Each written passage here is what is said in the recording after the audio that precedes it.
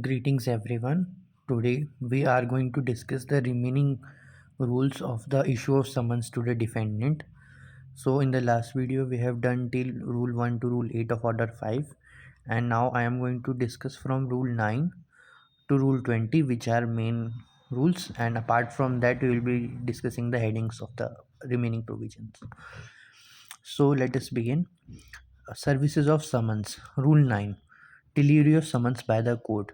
Where the defendant resides within the jurisdiction of the court in which the suit is instituted, or has an agent resident within that jurisdiction who is empowered to accept the services of the summon shall, unless the court otherwise direct, be delivered or sent either to the proper officer to be served by one of the subordinates, or to such courier services as are approved by the court. So basically जो ये rule 9 है, ये बात करता है services of समन की। Issue of समन के लिए हमने बात करी है रूल 1 से रूल 8 तक।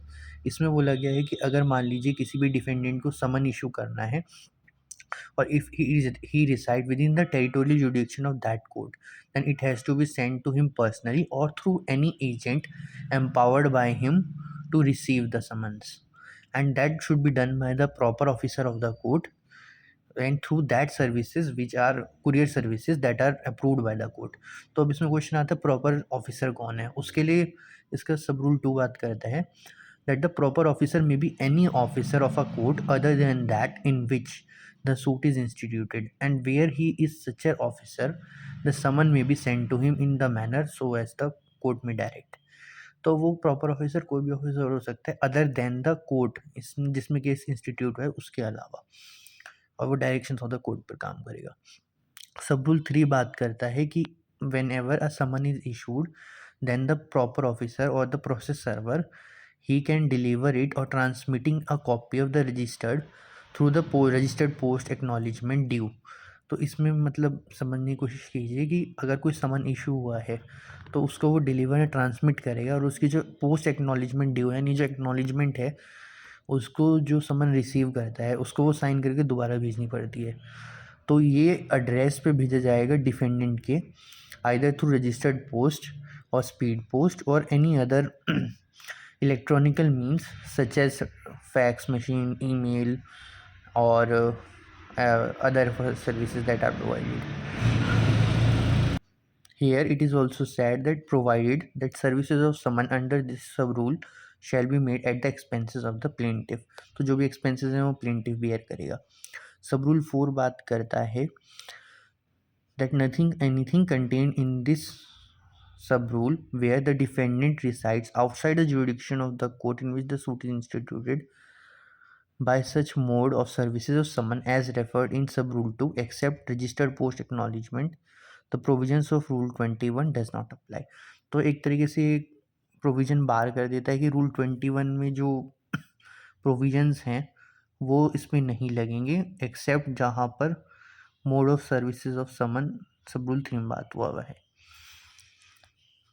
सब रूल 5 बात करता है व्हेन एन एक्नॉलेजमेंट। ये बेसिकली वैसे बहुत बड़ा सेक्शन है, प्रोविज़न है, तो मैं इसको ब्रीफ में बता देता हूँ।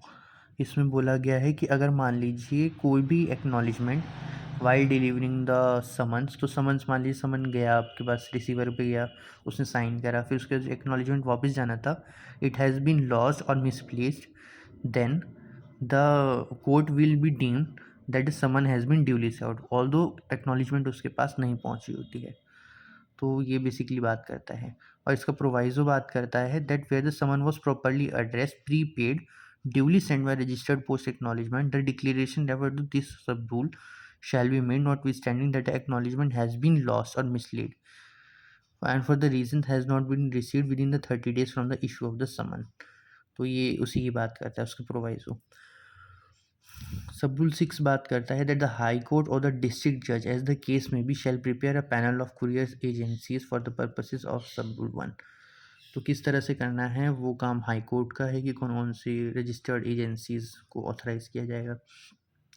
रूल 9 में बात करता है summons given to plaintiff for the services apart from the court, if the plaintiff himself wishes he can also give summons to the defendant himself, for that he has to apply to the court by giving the application। वो एक application court में देगा for the issue of summons for the appearance of the defendant। so that the court may permit him to issue the summons on his part additional to that, मतलब court तो करेगी ही but plaintiff भी कर सकता है। सब rule 2 इसका बात करता है the service of such summon shall be effected by और on behalf of such plaintiff by delivering or tendering to the defendant personally a copy thereof signed by the judge or such officer of the court as he may appoint। तो वही जो summons की copy होगी उसको tender करेगा, नहीं offer करेगा accept करने के लिए, या डिलीवर करेगा प्लेंटिफ, तब जाके वो माना जाएगा। Provisions of rule 16 and 18 shall apply to a summon personally served under this rule as if the person effecting services और सर्विंग ऑफिसर। तो उसके ऊपर भी रूल 16 और रूल 18 का, जिसमें एक्नॉलेजमेंट साइन होनी होती है और प्रॉपर टाइम एंड प्लेस बताना पड़ता है, तो वो प्रोविजंस भी चलेंगे। सब रूल 4 बात करता है the summons when tendered is refuse और if the person serve refuses to sign an acknowledgement of services for any such reason summon can not be serve personally the court shall lie the application to the party to issue such summons to be served by the court in such manner as a summons to defendant. अगर plaintiff किसी वजह से नहीं कर पाता है या refuse हो जाता है तो फिर कोर्ट करेगी। रूल 10 बात करता है मोड ऑफ सर्विसेज की। तो जो मोड ऑफ सर्विसेज हैं, समन्स हैं, वो डिलीवर करने के लिए और tendering a copy thereof signed by the जज on the behalf of the court and sealed with the court. तो उसको पर्सनली ऑफर करना, एक्सेप्ट करने के लिए, डिलीवर करने से किया जाएगा। देन हम आते हैं रूल 11 पर, जो बात करते हैं services on several defendant. If in any suit there are more than one defendant और several defendants then it is the duty of the court or the plaintiff that the summons should be served to each one as far as possible। Rule 12 बात करता है service to be on defendant when personally in person when applicable और to an agent. तो ये basically mandatory करता है कि जो भी समन होगा वो पर्सनली सर्व होगा या कोई उसका एजेंट एम्पावर है उसको किया जाएगा। रूल 13 बात करता है services on agent by whom defendant carries on business. तो ये बात करता है इफ़ फॉर एनी रीज़न जो सम डिफेंडेंट है वो पर्सनली नहीं मिल पा रहा है और is unable to reach out, then जो प्रोसेस सर्वर है he can deliver the summon relating, अगर सूट रिलेटिंग टू बिजनेस है तो वो उस जगह भी कर सकता है जहाँ पर वो बिजनेस ले ऑन करता है या फिर गेंद के लिए जो एक्टिविटी करता है तो उसके एजेंट को कर सकते हैं। रूल 14 बात करता है services on agent in charge in suit for immovable property. If the suit is for the obtaining relief respecting for the compensation done to the wrongful immovable property and services can not be made to the defendant in person, then और defendant का कोई agent भी नहीं है तो वो उस immovable property का जो भी केयर टेकर होगा उसको करी जा सकती है। रूल 15 बात करता है where service may be on adult member of the defendant if for some reason defendant is not able to be reached, मतलब उससे बात नहीं हो पा रही है, then the summon can be delivered to his house for the any adult member including any female member but not including servant. Servant exclude हैं क्योंकि वो फैमिली मेंबर्स नहीं माने जाते हैं। रूल 16 बात करता है person served to sign acknowledgement. ये सेम वही बात हो गई जो रूल 9 में जो ऑब्लिगेशंस थी प्लेंटिफ पे, कि कोई भी अगर समन सर्व हो रहा है, चाहे प्रोसेस सर्वर कर रहा है चाहे प्लेंटिफ कर रहा है, तो वो उसको उसकी ड्यूटी है कि जो कॉपी ऑफ समन है प्लेंट है वो उसको दे देगा और जो ओरिजिनल समन है उस पर साइन लेकर एक्नॉलेजमेंट लेकर उसको वापस कोर्ट में सबमिट करेगा। रूल 20 रिपील हो गया है, एक सेकेंड, यस हाँ। रूल 17, तो procedure when defendant refuses to accept service और कैन नॉट बी फाउंड, ये सब्सटीट्यूटेड सर्विसेज की बात करते हैं। देखो इसको पढ़ने से पहले हम एक बात समझ लेते हैं सब्सटीट्यूटेड सर्विसेज क्या होते हैं। दस्ती सामान इसको हिंदी में बोलते हैं।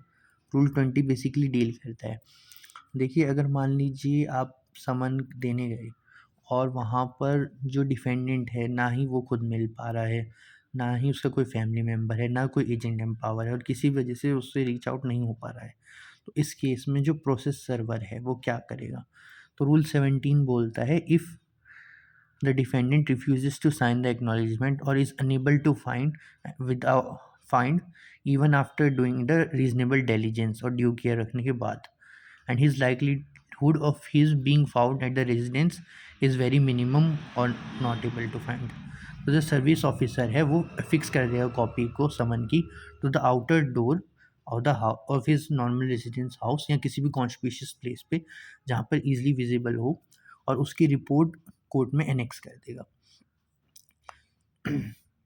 और लेकिन इससे अगर हम अपोजिट देखें तो जो रूल 20 है उसमें प्रोसेस सर्वर क्या करता है, एकदम से एक्शन लेने के बजाय पहले कोर्ट के पास जाएगा और फिर ऑर्डर ऑफ द कोर्ट, जब सेम प्रोसीजर जो 17 में है वो करता है, तो उसको हम सब्सटीट्यूट सर्विसेज बोलते हैं।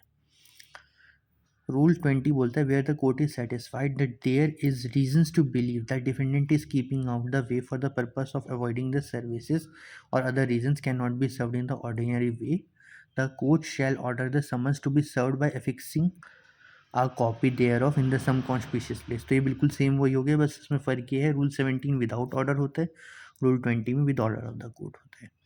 अब इफेक्ट ऑफ सब्सटीट्यूटेड सर्विसेज क्या होगा, सब्सटीट्यूटेड सर्विस का इफेक्ट ऐसा होगा एज इफ द डिफेंडेंट को पर्सनली समन सर्व किया गया था। रूल 3 बात करता है where service some substituted time for appearance to be fixed, तो जो अपीयरेंस का टाइम है वो दिया जाएगा, नहीं करता है तो फिर कोर्ट के पास अपनी अदर रेमिडीज़ हैं like attachment of property, proclamation, तो वो अपना कर सकता है। अब हमारे रूल 18 रूल 19 बचते हैं। रूल 18 बोलता है enforcement of time and manner, तो ये वही चीज़ है कि जिस टाइम में जिस मैनर में समन सर्व किया है या जिस पर्सन ने आइडेंटिफाई किया है तो उसका नेम वगैरह लिख के जो प्रोसेस सर्वर है, इन केस जो डिफेंडेंट खुद नहीं मिलता है तो उस आइडेंटिफायर का नाम वो जिस टाइम पर दिया गया और जिस मैनर में दिया गया है उसकी रिपोर्ट कोर्ट में देगा।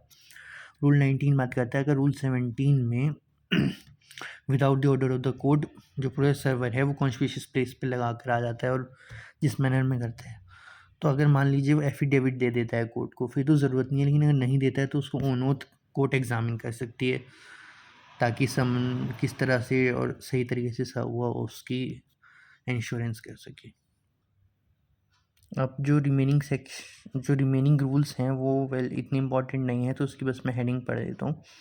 सर रूल 21 बोलता है services of summon where defendant resides within the jurisdiction of another court, अगर वो किसी और कोर्ट में डिफेंडेंट रिसाइड्स करता है तो जो कोर्ट इशूइंग कोर्ट है वो दूसरी कोर्ट को ट्रांसफ़र कर देगी समन, और फिर वो कोर्ट अपने अकॉर्डिंगली जिस तरह से भी होगा उसको सर्व करेगी समन को, और then afterwards the acknowledgement and the original summon वो उसको प्रॉपरली वापस भेज देगी कोर्ट ऑफ इशूइंग के पास। रूल 22 बोलता है service with in the presidency town of summons issued by the outside, अगर मान लीजिए किसी प्रेसिडेंसी टाउन में कोई भी समन्स की डिलीवरी होनी है, किसी बाहर के कोर्ट ने इशू करा हुआ है, तो जो प्रेसिडेंसी टाउन है तो वो स्मॉल कॉज ऑफ कोर्ट में जाएगा और वो ही सर्व करेंगे। रूल 23 बात करता है duty of court to which summons is sent, तो जिस भी कोर्ट के पास समन सेंड करा गया है it is duty that upon receipt thereof proceed as if it has issued by such court and then return the summons to the court of issue together with the record of its proceedings thereto। Rule 24 बोलता है summons to service में prison है, अगर prison में होना है तो जो भी उस प्रिजन का जेलर होगा या मेन ऑफिसर होगा उसको दिया जाएगा तो फिर वो करेगा सब, इस तरह से होता है। रूल 25 बोलता है services where defendant resides out of India and has no agent,